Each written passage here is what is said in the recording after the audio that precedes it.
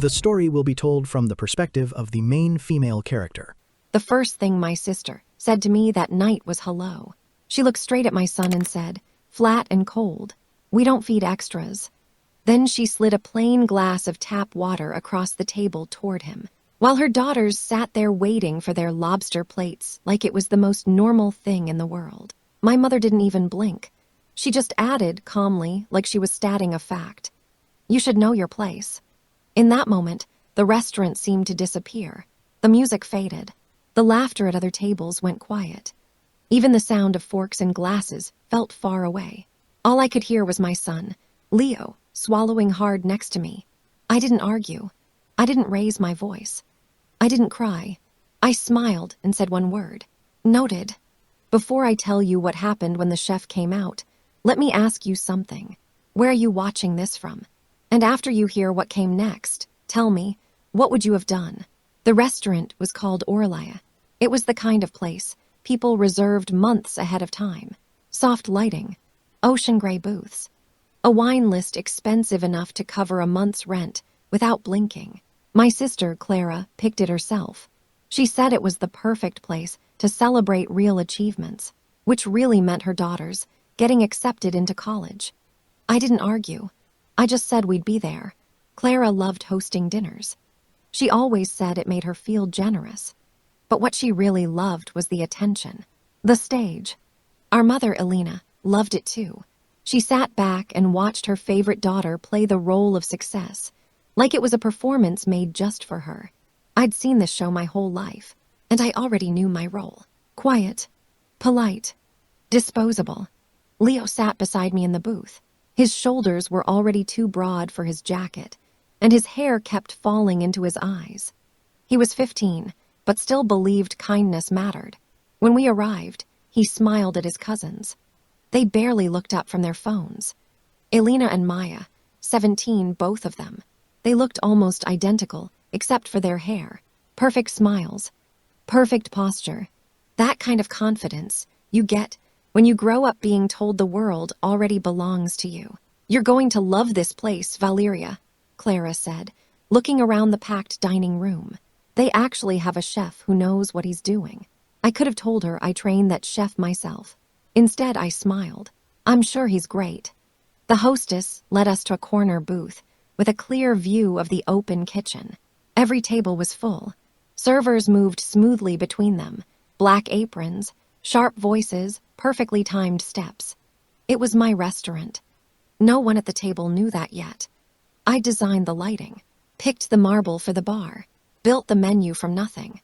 But that night, I was just another guest, pretending I fit into a family that never made space for me. My mother took the seat at the head of the table. She adjusted her reading glasses, like a crown settling into place. "Let's make this night special," she said. "We're celebrating big accomplishments."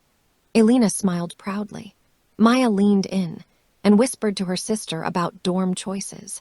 Leo stayed quiet.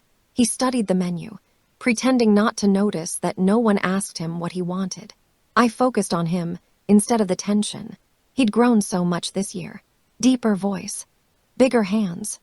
I wanted him to understand that strength didn't have to be loud. Sometimes it waited. Still, patient, until the right moment. When the waiter came over, Clara ordered the most expensive wine on the list. "The twins will have lobster," she said like it was tradition. Then she glanced at me. "I hope that's okay." I nodded. "It's your dinner." She smiled, sharp and thin. "Exactly." As the waiter walked away, that familiar pressure settled over the table again. Clara's vanity, my mother's silence, my restraint. This night wasn't about family. It was about hierarchy, and even though no one realized it yet, that hierarchy was about to change. The table went quiet after that. Glasses were set down, menus stayed open, and no one rushed to speak. I could feel the tension settle in, familiar and heavy, the kind that always showed up when Clara decided the tone for the night. Leo shifted slightly beside me, and I placed my hand on his knee, steadying him. A moment later, a server approached our table. Her name was Sophia. She was young, confident, but careful. I had hired her myself a few months earlier, but she didn't recognize me now. Not with my hair down. Not without a clipboard in my hand. "What can I get everyone a drink?" she asked, pen ready. Clara answered before anyone else could speak. "A bottle of silver crushed Chardonnay for the table." "Of course," Sophia said, writing it down. Then she turned to Leo. "And for you." Leo looked up. "Can I get a sparkling water with lemon, please?" Before Sophia could even nod, Clara cut in. "He'll have tap water, regular glass." Leo blanked. "Oh, I just thought." "That's fine," Clara said, waving him off. "Sparkling water is for guests of honor, right, girls?" Elena and Maya glanced at each other, but didn't say anything. I could tell they were uncomfortable. They weren't mean. They were just trained to stay on their mother's side. Sophia hesitated. Her eyes flicked toward me, looking for confirmation. I gave a small nod. She wrote down tap water and moved on. The air at the table tightened. My mother filled the silence. "It's nice we're all together," she said smoothly. "Even if some of us don't get to do this very often." Her tone was sweet, practiced. I'd heard it my whole life. I knew exactly what it meant. Leo tried again. "Can I get the shrimp pasta? It looks really good." Clara didn't even look up from her menu. "That's a bit much for tonight." I looked at her. For what reason? She smiled like she was being patient with a child. "Valeria, this dinner is about the girls' achievements. Let's not make it complicated. We don't need everyone ordering like it's their big night." My voice stayed calm. "He's hungry, Clara." "Then he can eat when he gets home," she said, closing her menu. "We don't feed extras." No one breathed. The words hit the table like broken glass. Even the nearby tables went quiet. Leo stared down at the tablecloth, blinking too fast. His eyes were already red. My mother set her wine glass down. "Clara's right, dear. Tonight is about the girls. We all have our place." There it was. Clear. Final. Something inside me clicked. Not anger. Precision. A lifetime of swallowing moments like this had made me very good at one thing: remembering. Sophia came back with the drinks. Crystal glasses for Clara, my mother and the twins. Then a plain glass of tap water, gently slid toward Leo. The sound it made against the table felt louder than it should have been. "Thank you," Leo whispered, but he didn't drink. I looked at Clara. Her perfect nails wrapped around the stem of her wine glass. I smiled. "Noted." She frowned. "What does that mean?" "It means I heard you." She laughed lightly.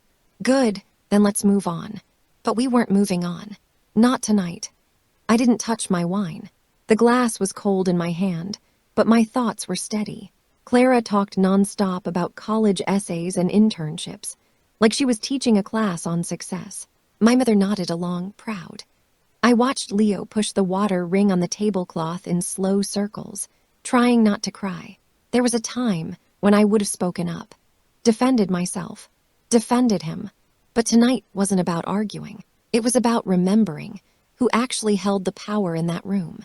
Sophia came back with the first course, oysters for the table. Clara waved her hand toward Leo's empty place. "He doesn't need one." Sophia hesitated. "Are you sure?" "Yes," Clara said sharply. Sophia looked at me. I gave her the smallest nod. She moved on, but I caught the discomfort in her eyes. She knew it wasn't right. She also knew I would handle it. While Clara kept talking, I let my mind work. Not to escape, to calculate. I thought about the contracts in my office drawer, the payroll, every staff member I personally interviewed, including Sophia and Chef Mateo. I thought about the long nights, the failing kitchen I turned into this place. It almost made me laugh. Clara picked this restaurant to make a statement. She just didn't know whose name was on the building. Leo leaned closer to me. "Mom, can we leave?" I shook my head slightly. "Not yet." He looked confused. "But I'm not." "You will," I said quietly. "Just wait." He searched my face. Then something in him relaxed. Maybe he didn't understand, but he trusted me. The second course came out not long after. Big lobster platters for Elena and Maya, sea bass for Clara, scallops for my mother. Everything looked perfect under the hanging lights. Butter and garlic filled the air. Clara lifted her glass and tapped it lightly. "To success," she said. "To our girls for making us proud." Leo reached for his water. His hand was shaking. I slid my hand over his under the table and held it still. "You're okay," I whispered. When I looked up, Clara was watching me. "You're quiet tonight, Valeria. Everything all right?" "Perfect," I said, smiling. "Good," she replied. "Sometimes I worry you take things too personally." "Not tonight." She frowned, not sure what to make of my tone. My mother quickly changed the subject, talking about summer houses and travel plans. I let their voices blur together. I wasn't listening anymore. I was done listening. Sophia passed by the table again. I caught her eye and didn't say a word. I just tilted my head slightly toward the kitchen. She paused for half a second, then nodded once and disappeared through the swinging doors. I took a slow sip of water. The moment was close now. I stayed calm, steady. Clara leaned back in her seat, satisfied, her daughters laughing beside her. I remember thinking, let them laugh now. When the chef comes out, no one is going to forget this dinner. When Chef Mateo stepped out of the kitchen, the room seemed to still.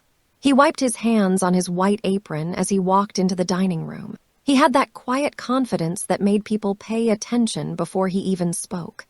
I saw the exact second Clara sensed something was wrong. Sophia followed him closely, holding her notepad like she was bracing herself. "Chef Mateo," I said, my voice calm but clear enough for nearby tables to hear. "Could you join us for a moment?" Clara froze mid-laugh. "Valeria, what are you doing?" "Just a quick introduction," I said. Chef Mateo stopped at the table. "Of course, ma'am. Is everything okay?" "Everything's fine," I said. "I just thought my family would like to meet you." I gestured around the table. "This is my sister, Clara, my mother, Alina, my nieces, Elena and Maya, and my son, Leo." He nodded politely. "Nice to meet you." Then I looked back at him. "Chef, would you mind telling them what your role is here?" He blinked, confused but professional. "I'm the head chef at Oralia." "And who do you report to?" I asked. His eyes moved from me to Clara, then back to me. "You do, Miss Hale." The table went completely silent. Even the twins stopped moving. My mother's fingers tightened around her wine glass. Clara let out a nervous laugh. "Wait, you mean she works here?" "No," I said gently. "I don't work here, I own it, the restaurant, the building, the company, Oralia is mine." Her mouth fell open. "I bought out the investors 20 months ago," I continued. "Every paycheck, every bottle of wine, every lobster that comes out of that kitchen goes through my signature." The sound in the room faded again, like the restaurant itself was leaning in to listen. A couple at a nearby table glanced over. My mother found her voice first. "Valeria, dear, this isn't necessary." "It is," I said calmly. "Because tonight, you both decided to teach my son about knowing his place. So let's be very clear about where everyone stands." Clara's face turned red. "I didn't mean." "You said we don't feed extras," I cut in. "And you told my staff not to serve my child. That wasn't an accident." Leo looked between us, wide-eyed, unsure what to feel. I placed my hand on his shoulder. "Don't worry," I said softly. "We're done being extras." I turned to Sophia. "Please bring my son a lobster platter, the one with truffle butter and the off-menu special. Whatever you think he'll like best." Sophia nodded, relief and pride all over her face. "Right away, Miss Hale. And bring him proper glassware," I added. Clara's voice cracked. "You're embarrassing us." I met her eyes, still calm. "Funny, that's exactly what you were trying to do to me." My mother jumped in, her voice pleading. "Valeria, please, we're family." "Family," I said, my voice firm now, "doesn't sit there while a child is treated like he doesn't matter. Family doesn't tell a kid he isn't worth dinner." The color drained from her face. I looked back at Chef Mateo. "Please make my son's meal perfect. I want him to remember this night for the right reasons." He gave me a small smile. "You have my word." The murmurs around us lingered for a moment, the tension still thick at the table. Leo shifted in his seat, waiting quietly, and I watched the kitchen doors, knowing the next moment was coming. A few minutes passed, and then his plate was brought out. It wasn't just a plate, It was a full spread, easily enough for 2 people. The lobster was still steaming, truffle butter melting over the top, the smell filling the air.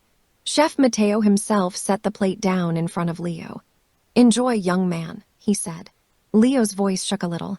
"Thank you." Across the table, Elena and Maya stared down at their own plates. They didn't look confident anymore. They didn't say a word. I leaned forward slightly. "Go ahead, Leo." He hesitated, then took a bite. His shoulders dropped almost immediately. "It's really good," he said quietly. "I know," I said. "It's yours."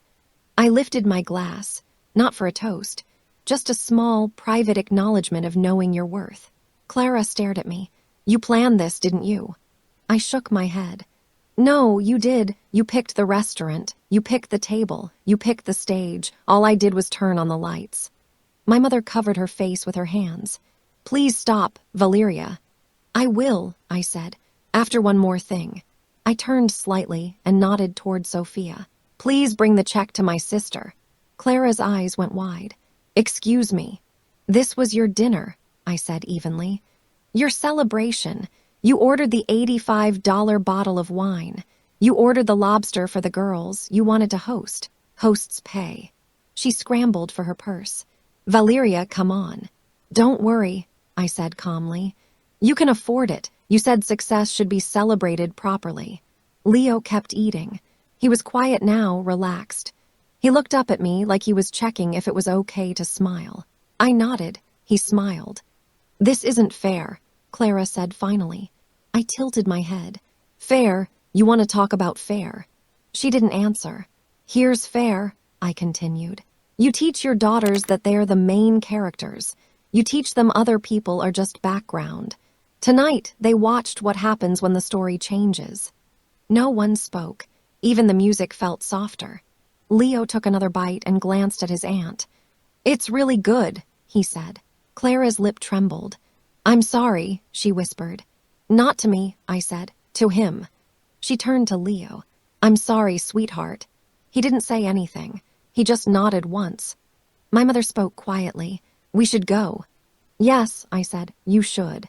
They stood up awkwardly, gathering their bags. Their plates were still full, the food untouched. People watched them walk out. Whispers followed them to the door. When it closed, the room felt lighter. Leo looked at me. "Are they going to hate you now?" "Maybe for a while," I said. "That's okay. I didn't do this for them." He thought about that, then smiled. A small smile at first, then a real one. "Good," I said. "Now eat." He did. Later, we moved to the private dining room in the back. It was quiet there, almost peaceful. The noise of the restaurant was just a low hum through the glass. Leo sat across from me, his plate half empty, no tension left in his face. "Mom," he asked, "why did Aunt Clara call me an extra?" "Because some people think they get to decide who matters," I said. "They're wrong." He nodded slowly, tracing the edge of his plate. "You didn't yell." "No," I said. "People like that expect you to lose control. The best response is showing them you don't have to." He looked up at me. "I'm proud of you." I reached across the table and brushed a crumb off his sleeve. "Be proud of yourself. You stayed kind. That's what makes you the main character." We left Oralia close to closing time. City lights blurred past the windows. Leo leaned back in his seat, full and quiet, staring out like he understood something new. Some people spend their lives learning their place. Others build it. I built mine one insult at a time, one long night at a time, one plate at a time, until no one could ever slide a glass of water across my table again. If you've ever been made to feel small, tell me where you're watching from.